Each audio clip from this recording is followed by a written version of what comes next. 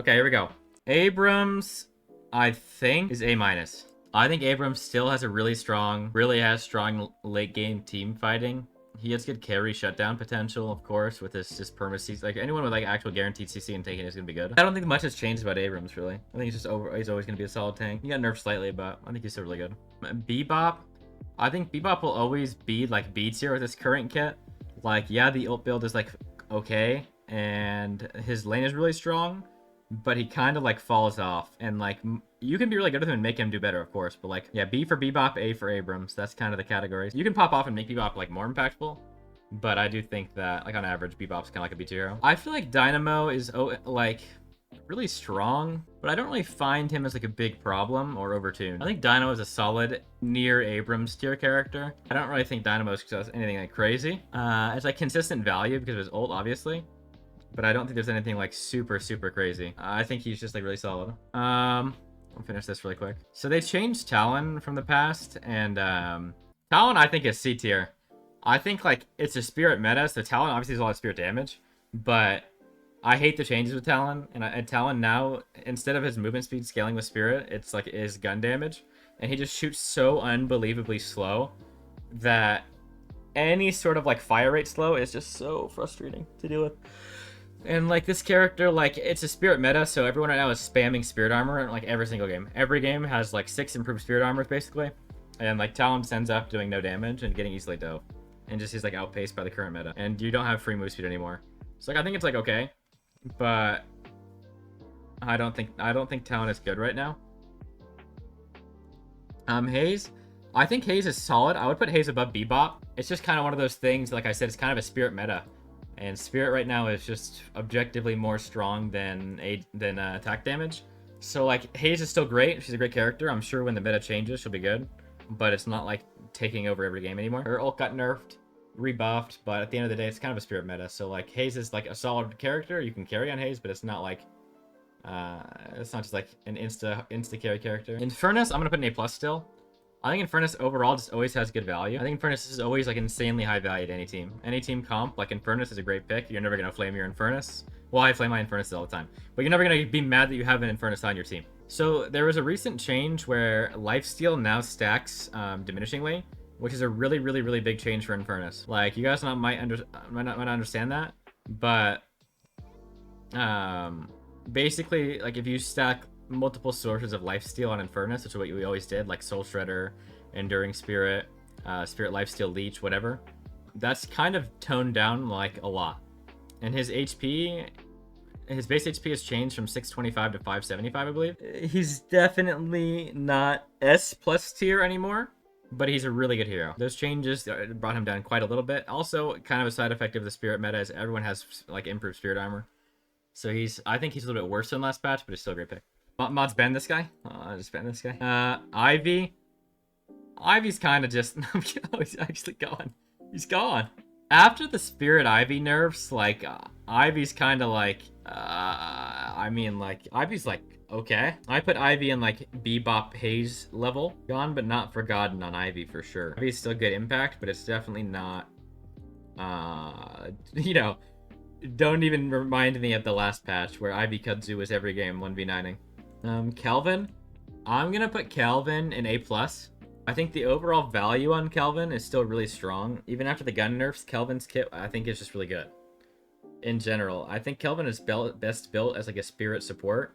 And I think he has insane value on the team. And I feel like Kelvin's another one of those things that's just never a bad option.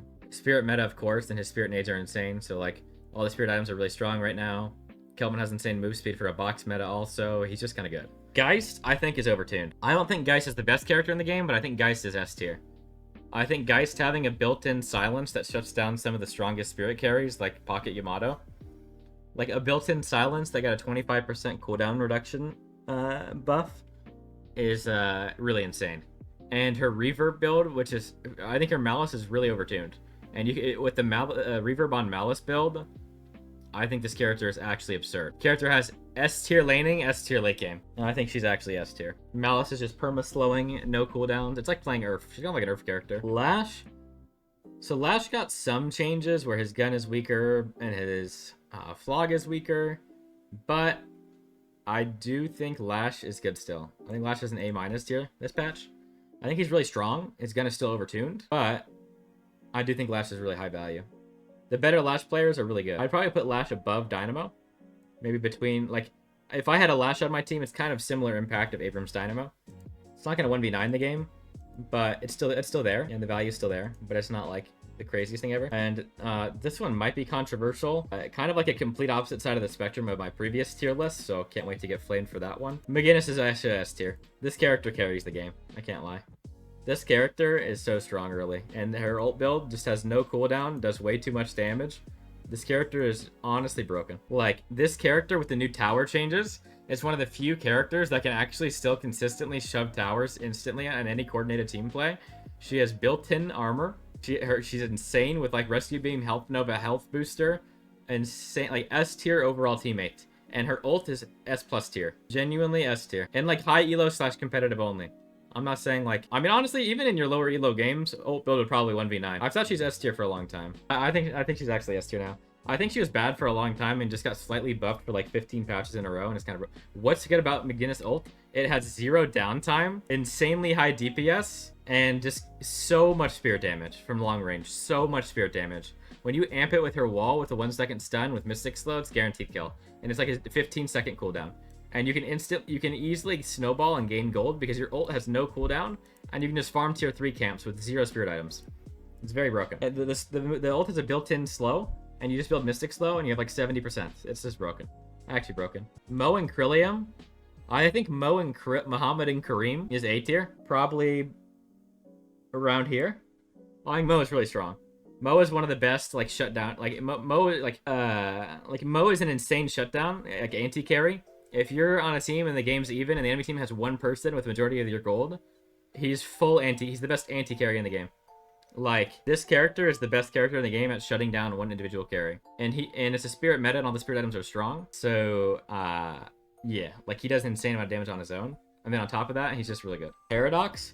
I think Paradox is really strong. It just depends if it's in the right hand. I think this character is overtuned and needs a little bit of rework. I do think her cooldowns are still low. And spamming actives on this character with her wall that has a built-in silence. I think she's A+ if you play her right. But... to be honest, I think she's at the bottom of A-. I would still love to have a Paradox on my team over a Haze, Ivy, Bebop. But, like, in actual competitive, Paradox is closer to the top of the list. But I think in, like, on average in higher elo games, like, she's more like an A- tier. But, like, the potential is to be S tier. But on average, like in most games, probably like A- tier. I would rather have any of these heroes on my team than Paradox, probably. Pocket, after the recent nerfs, I think he's, like, top of A-. It is a spirit meta. Like Spirit is just insane. Pocket is still, like, fundamentally broken. His damage amp is absurdly high. And, like, yeah, he did get a lot of nerfs, which bumps him from, like, S to top of A-, but he's still, like, an overtuned character. Like, this character... I think Majestic Leap actually needs some sort of, like, change. Because I think the current Majestic Leap is kind of broken. 7. So 7 just got a hotfix, like, an hour ago. But before the hotfix, I think 7 was S tier. 7 might just be A+ now. After the hotfix, it's probably A+. They changed... There's just a hotfix a minute ago. Let's check it out. 7 Lightning Ball tier 3 reduced from +2 to +1. It's so, like, that is massive for his ball. But I think he's still probably, like, top of I think he's still top of A. And he's still really good. The HP regens is insane. And but, like, just the ball being nerfed, I don't think means that, like, he's bad. It is just insane. His balls are a little smaller, but this character is still very strong. His clear speed is insane. Vindicta. I think this hero might be terrible. All the Vindictas I like, the Vindictas I know, like Buds, they say Buds thinks it's terrible, and he hates it. TLDR, Buds thinks it's terrible and he hates it. Lefa also said if anyone picks a Vindicta on his team, he's gonna flame them because the character's terrible. So I trust their opinions on that. Warden, okay, like, Warden ult, can we all agree is a little bit overtuned with the Spirit meta? I don't think he's gonna be overtuned forever, but, like, I mean, come on. Like, Warden ult with the Spirit meta, Divine Kevlar, is kind of just broken, no? Like, probably, like, around Pocket Abrams level. Probably around this level. I mean, this Warden Spirit ult with, like, Divine Kevlar is so frustrating. Like, this is just Warden's ult only is A tier. This is for high MMR / competitive. I think Warden is really good. There's not a lot of people that play Warden well, but the Wardens that are, like, the people that are good in Warden with, like, Majestic Leap, Divine Kevlar, I think this character is pretty broken. I wouldn't say it's, like, broken, but, I mean, it probably needs some tuning, I can't lie. It probably needs the distance, it probably needs, like, a longer cooldown or something. It needs something. Wraith, I would say, Wraith is, I kind of want to swap these two now that I'm thinking about it, but maybe I'll just add 7 to here. I kind of want to add 7 to S tier. I think 7 is same tier as McGinnis, just because it's meta. 7 did just get nerfed, but I don't think 7 is still bad. I don't think it matters. The 3 build on 7 is still good because it has built-in spirit armor reds in a meta where it doesn't matter. Even with the ball change, it has built-in spirit armor negation in a spirit meta where spirit armor is lacking. So, like, it's just so much value. That being said, Wraith, I think card Wraith is still broken. I think card Wraith is a top 5 hero in the game, probably. You just have no cooldown, point-click CC, burst spirit, which is just broken in this meta. Yeah, the scaling got nerfed, but this character is still insane in lane and insane mid-game and insane late-game. I think this character is kind of broken if you know how to use it. I think Wraith is better than Infernus. I mean, any sort of point-click AoE CC with insane spirit burst is going to be really good this patch, which is kind of like how... This is kind of how, like, all these characters at the top are. If you notice, all of these, like, high spirit damage burst AoE characters are all S tier this patch, all of them. It's just kind of how the item meta is evolving. So, like, Yamato got changed a little bit. This character is, like, S+ tier in lane, and then falls off to more like A later. I do think she's better than any of these B tier heroes by a lot, because her lane is just really overtuned. But, like, her lane is so annoying it makes you want to break your monitor every lane against the good Yamato. But I'm not going to confidently say she's better than Pocket, Abrams, Warden, blah, blah, blah, blah, blah. So I'm probably going to put Yamato around this level. Because I think her lane is insane. But, like, I mean, she's just so frustrating to play against. Viscus. I think Viscus is, like, bottom A+ tier. I think Viscus is an insane character. Just because his kit is naturally absurdly strong. But I don't think he is S tier. I just think he's top of A+, like in the middle, top of A+, most likely. I would rather have any of it's hard to describe. Yamato is super annoying, but I do think there's things like Geist that inherently counter Yamato that are, like, very easy to deal with. Like, if you just go card Wraith with Curse and Geist with built-in silence and McGinnis to zone her off of her ult, like, if you use these heroes as tools to negate a strong Yamato, you absolutely own Yamato. It's not a problem. A strong Yamato will never beat a card Wraith and a Geist with silence. Never. Never happen. If you have a Geist and Wraith, the Yamato's not winning. It's not happening. If I'm playing Geist and Naked's playing McGinnis and Leffa is 50-0 on Yamato, he's zoning her off with wall. I'm built-in silencing her. This guy's building Curse, and he's not even a factor in the game. But you can't say the same. If you're Yamato, you can't easily counter these. So that's why I don't think she's, like, higher. And I want to say that Shiv is S tier. I think Shiv is just overtuned. This character does too much damage and takes no damage. Like, every game that I'm playing...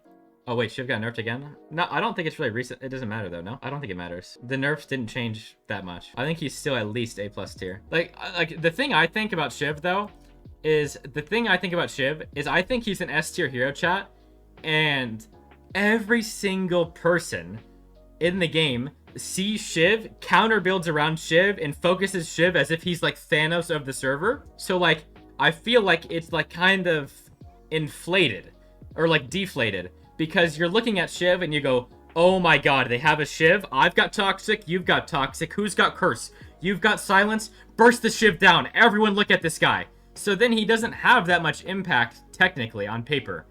But this guy is so strong that if you don't do that to him, he is just S+ tier, doesn't die, 4,000 HP, like 60 DRs with insane damage. Like, I think the entire game revolves around Shiv when he's in it. And I don't think you can say the same about Wraith, Infernus, Kelvin, Viscus. I think Shiv is another level of, like, literally requires whole PD to deal with. And you know that you're going to require the whole PD to deal with it, so you're prepared. But these other characters are more difficult to do that. You don't load into a game and go, what can I do to shut down Shadow Weave card Wraith?